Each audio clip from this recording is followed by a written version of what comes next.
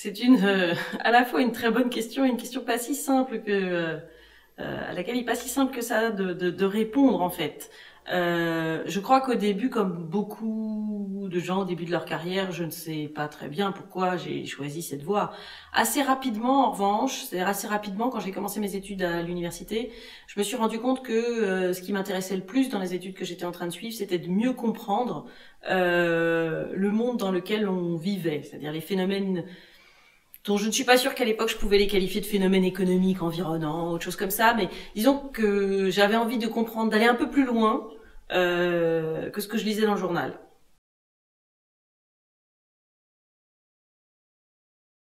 Je suis devenue économiste assez simplement avec un parcours universitaire classique. J'ai fait des études d'économie à l'université, de la première année au doctorat. J'ai fait une thèse d'économie à l'université. Mais je crois surtout qu'on devient économiste en pratiquant l'économie, si je puis dire.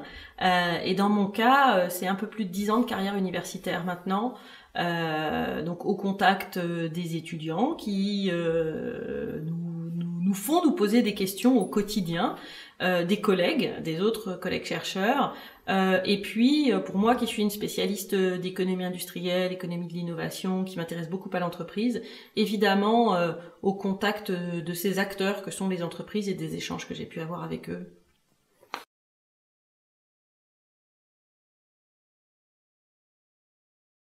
Donc, mon métier comporte deux phases. Je suis à la fois enseignant et à la fois chercheur. Donc, l'enseignement, c'est, je vais dire comme un peu partout, l'objectif c'est de dispenser des connaissances, des savoirs à des étudiants dans des salles de cours, des amphithéâtres ou des salles de cours à l'université. Et l'autre volet de mon métier, c'est la recherche. Et donc, moi, je conduis des activités de recherche sur des thématiques d'économie industrielle, économie de l'innovation, problématiques qui intéressent les entreprises. Et donc, au quotidien, c'est prendre connaissance de la littérature, c'est-à-dire des travaux qui ont été conduits par d'autres chercheurs, traiter des données, rencontrer des entreprises, et évidemment rédiger des articles ou des ouvrages essentiellement.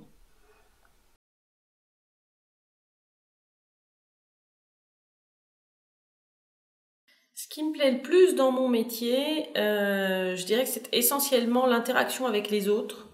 Les autres voulant dire à la fois des collègues chercheurs et dans mon cas, c'est-à-dire sur mes thèmes de recherche, des entrepreneurs, des patrons de l'innovation, des chefs d'entreprise, afin d'essayer d'apporter des réponses ou des éléments de réponse à des questions nouvelles.